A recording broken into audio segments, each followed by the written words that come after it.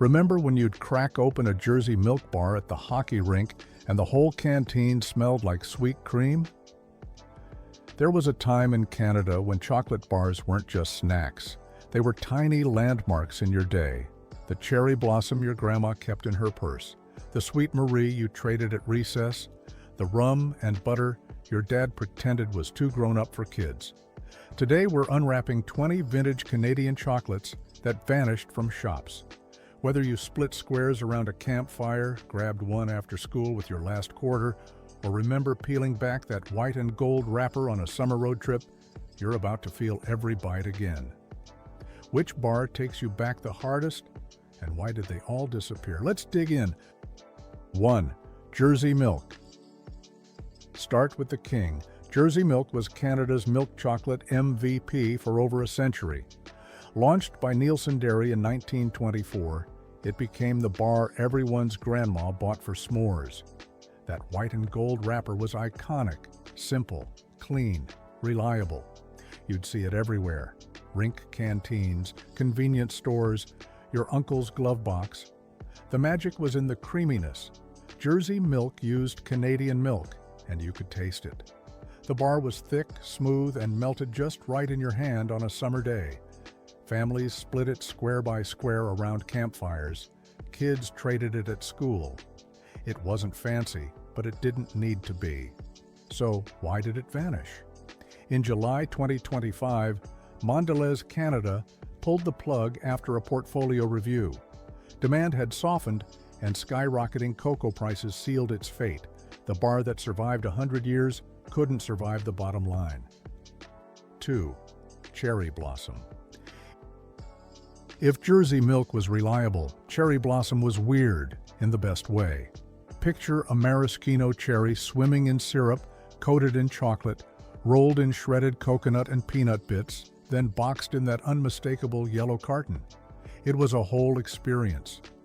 Looney's created Cherry Blossom in the late 1800s, and it became a uniquely Canadian treat. The magic trick? Invertase, an enzyme that turns solid fondant into liquid syrup days after production.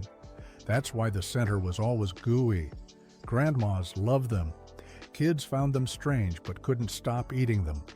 Hershey Canada owned Cherry Blossom by the end, and in 2025, they discontinued it without much fanfare. Maybe it was too niche.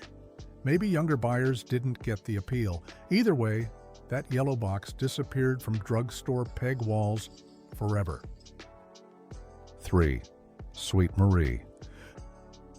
Sweet Marie had a Valentine's Day name and a recess trading reputation.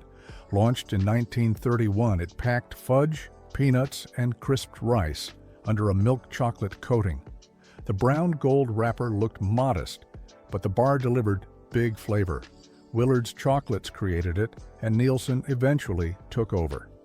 By the 80s and 90s, Sweet Marie was a Halloween staple. Kids loved the crunch. Parents loved that it wasn't pure sugar. Everyone loved the name. It came from an old poem, which made it feel almost literary. Cadbury discontinued Sweet Marie in 2013. No big announcement, no farewell tour. It just stopped showing up on shelves. Online forums still debate whether it tasted like Eat More or something entirely different. Either way, it's gone, and anyone who remembers trading one at recess probably feels a little pang at that. 4. Malted Milk.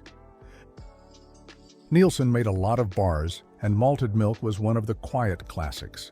It wasn't flashy. It didn't have a celebrity endorsement. It just sat in glass front coolers next to the pop, waiting for someone to grab it with a dime after school.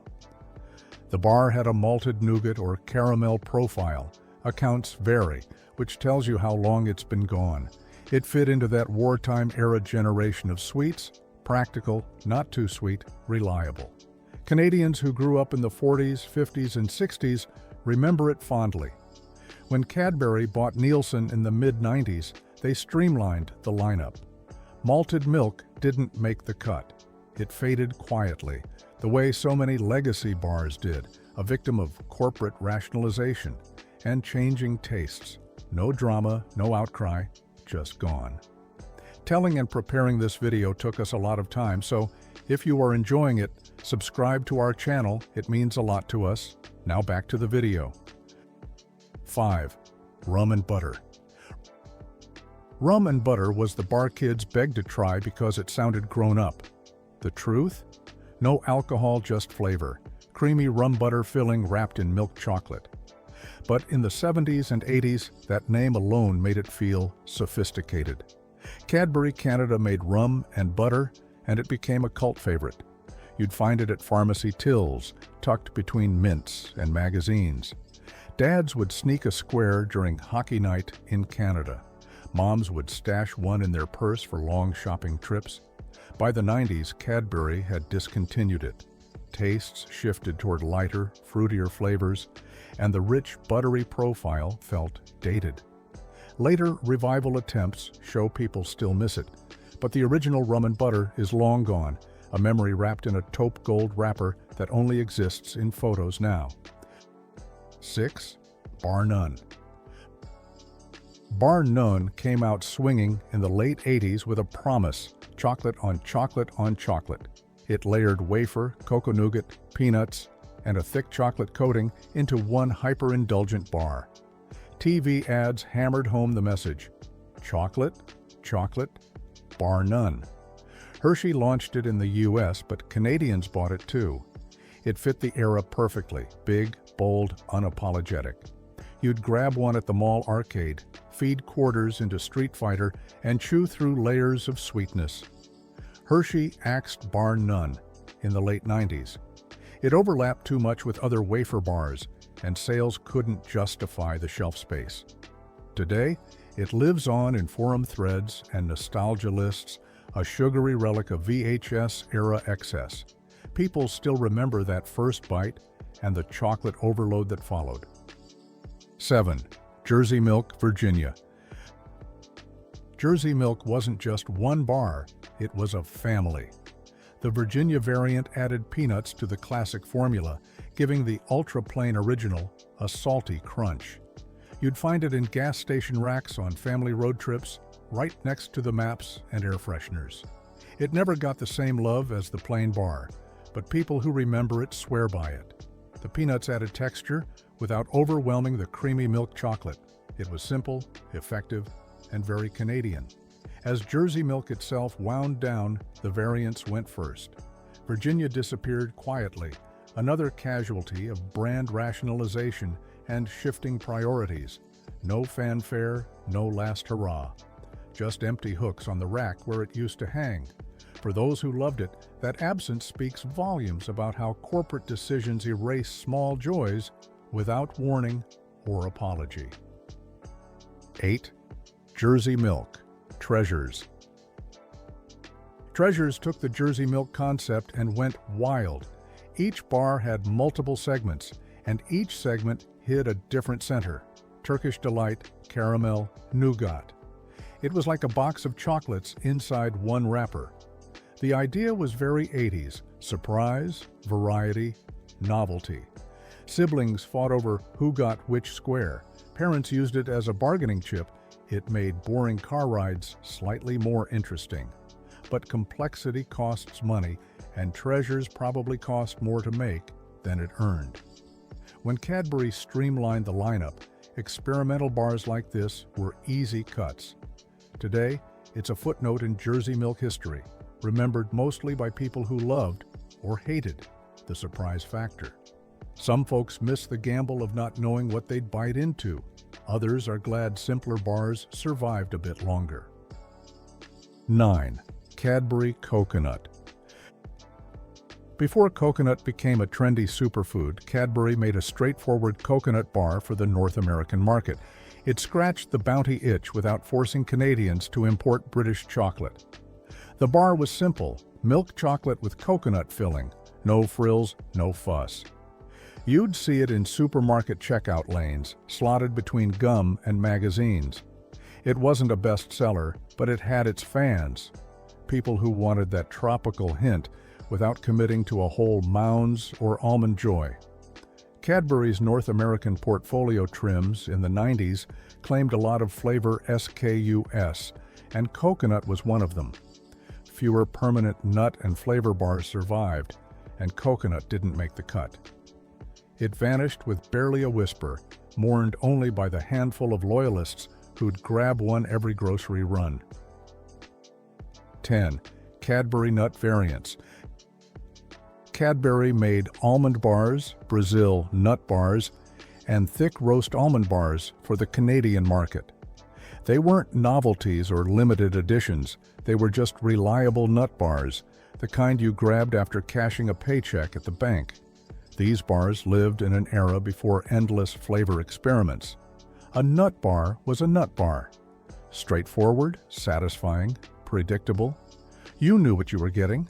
Consolidation killed them. Fewer permanent nut SKUs meant fewer price labels to hand sticker, fewer facings to manage. By the late 90s, they were gone, replaced by rotating limited editions that never lasted long enough to become classics. The old nut bars had staying power and simplicity. The new ones had marketing buzz, but no roots. People remember the difference, even if they can't quite articulate why those old bars felt more honest. 11. Neielson malt and coffee variants. Neielson made more than Jersey milk. They had a whole lineup of malt and coffee-adjacent bars that fit the Canadian love for coffee-toned sweets long before Coffee Crisp became king. These bars lived at chrome-front convenience counters next to the till and the cigarette displays. You'd grab one before a Saturday matinee, pocket the change, and settle in for a double feature. After Cadbury bought Neielson in 1996, they focused on high-velocity leaders. Niche malt and coffee bars didn't fit the plan. They faded fast, remembered now only by people who grew up when corner store meant something different, a place where the owner knew your name and kept your favorite bar behind the counter. Those personal touches disappeared along with the bars themselves, casualties of efficiency and scale. 12. Looney Heritage Bars. Looney made secondary SKUs that never crossed into the big leagues. These were regional favorites. You either saw them or you didn't. Very only in Canada vibes. They lived on wooden candy racks at pharmacies, tucked between cough drops and greeting cards. Visiting cousins in smaller towns meant discovering bars you'd never seen in the city. That felt special, like a secret handshake between locals. Ownership changes and national planograms squeezed niche lines out. Looney's quirky one-offs couldn't compete with Nestlé and Hershey's heavy hitters. They disappeared quietly, mourned only by the people who knew them. No obituaries, no retrospectives, just empty slots on racks that eventually got filled with something shinier and more profitable. For a while, you could still find old stock gathering dust. Then, even that was gone. 13. Neielson Buds and Miniatures. Neielson made little foil-wrapped buds and mini blocks for party bowls, office candy jars, and church basements. They were pure Canadian hospitality. Grab a handful, say thanks, move on. You'd see them in cut-glass candy dishes at family get-togethers next to the winter coats piled on the bed. Kids loved them because they felt fancy. Adults loved them because they were portion-controlled. As parent bars got rationalized, bite-sized satellites followed. Fewer full-size bars meant fewer miniatures. By the late 90s, Neielson Buds were history. The candy dishes stayed, but they got filled with imported chocolates or store-brand mints. The homegrown charm was gone. People still remember digging through those bowls, hunting for their favorite flavor, the foil crinkling between their fingers. It was such a small thing, but it mattered. 14. Hershey Milkshake Bar. The milkshake bar rode the milkshake flavor trend of the 80s and 90s. It was creamy, nostalgic, and very American, but Canadians bought it anyway, mostly at 7-Eleven counters after softball games. The bar tried to capture that malt shop vibe in chocolate form, and for a while, it worked. Kids loved pairing it with a Slurpee on hot summer afternoons. The combination felt perfect. Cold drink, creamy bar, no parents around to say you'd spoil your dinner. Hershey discontinued it in 1996 during portfolio trims. It never had the same cultural footprint as Reese's or Kit Kat, so it was an easy cut. Today, it's a footnote in Hershey history, remembered mostly by people who can still taste that specific creaminess and wonder why nobody ever brought it back. 15. Rowntree/Nestle. Odd flavors. Canada was a real testbed for chocolate experiments in the 80s and 90s. Rowntree and Nestle tried flavors and formats that never made it past a few years. Most couldn't beat Aero, Coffee Crisp, or Mr. Big for shelf space. These bars lived on front-facing resets, the kind store clerks flipped forward at closing. They were the also-rans, the almosts, the not-quites. Some had interesting ideas, unexpected nut combinations, new textures, bold flavor swings. But interesting doesn't always sell. Shelf winners took the facings, laggards retired. Simple as that. The experimental bars disappeared before they could build a following, leaving only faint memories and the occasional wrapper saved in a scrapbook. People who tried them remember thinking, that was different, but not different enough to mourn, when they vanished without warning or explanation. 16. Cadbury Mint and other variants. Cadbury made straightforward mint-lifted milk chocolate variants for the North American market.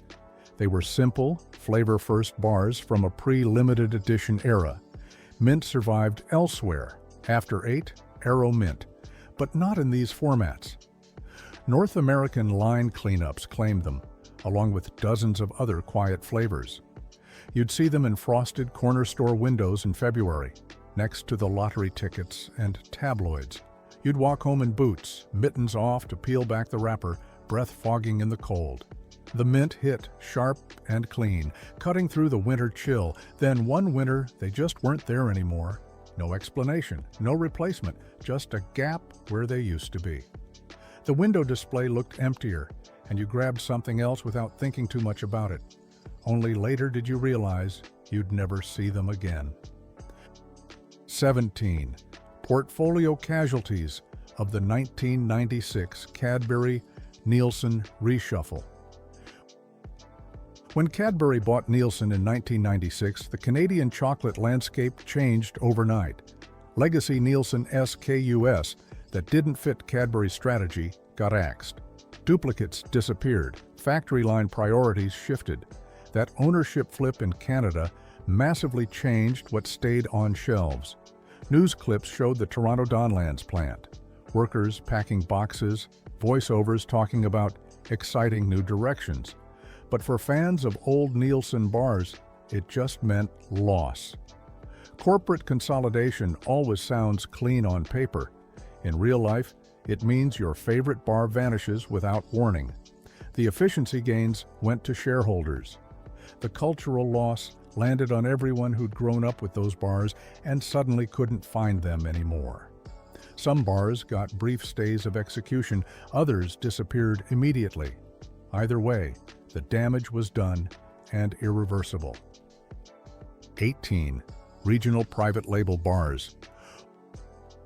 Woolworths and other department stores sold private label chocolate bars across Canadian malls. They were cheap, local, and everywhere. The understory of Canadian chocolate. You'd see them at Eaton Centre, at Zellers, at variety stores in every small town. Your mom would pay with a handful of coins, and you'd tear into the wrapper before you even left the store.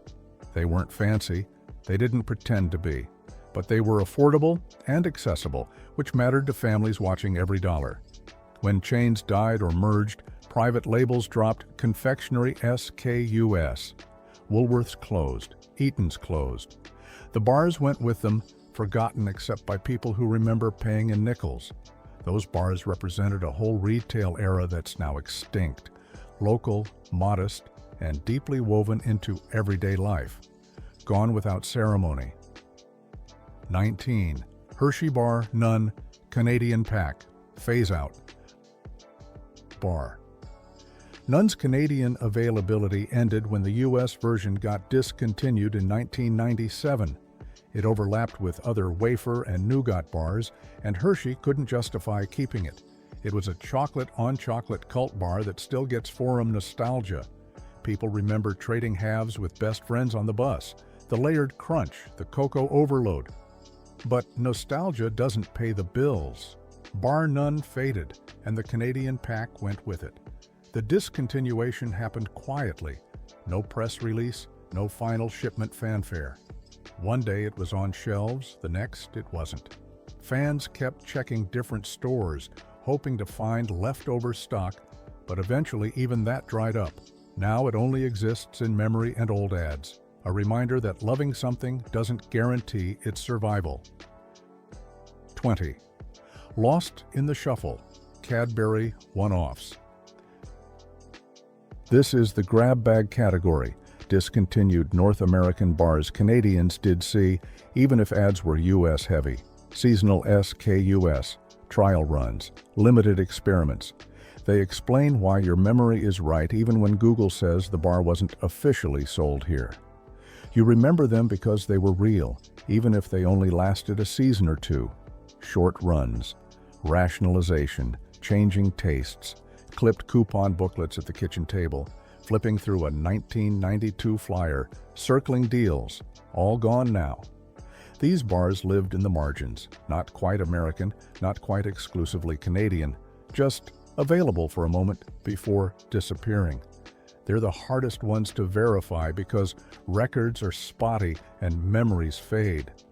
But if you remember them, you're not wrong. They existed, briefly, before the shuffle swallowed them whole. If this trip down memory lane hit you right in the nostalgia, smash that like button. It helps us keep unwrapping forgotten Canadian treats. Subscribe so you never miss when we dig into the snacks, drinks, and brands that shaped your childhood. Got a bar we missed or a memory you need to share? Drop it in the comments below. Thanks for watching, and we'll see you in the next one. Stay sweet, Canada.